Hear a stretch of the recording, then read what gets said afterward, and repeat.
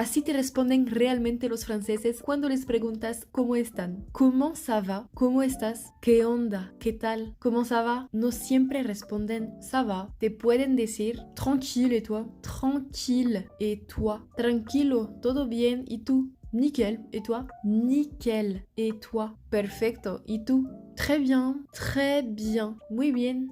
Ça va super, ça va super, súper bien. Y a veces ni siquiera te dicen cómo están, simplemente responden et toi, y tú. Eso generalmente significa que están bien y que simplemente te devuelven la pregunta. ¿Cómo ça va? Et toi? Y si no va tan bien, te responden ça peut aller, ça peut aller. Ahí va.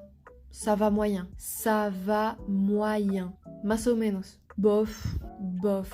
Más o menos. Pas trop en ce moment. Pas trop en ce moment. Pas trop en ce moment. No muy bien últimamente. ¿Cuál empezarías a usar tú?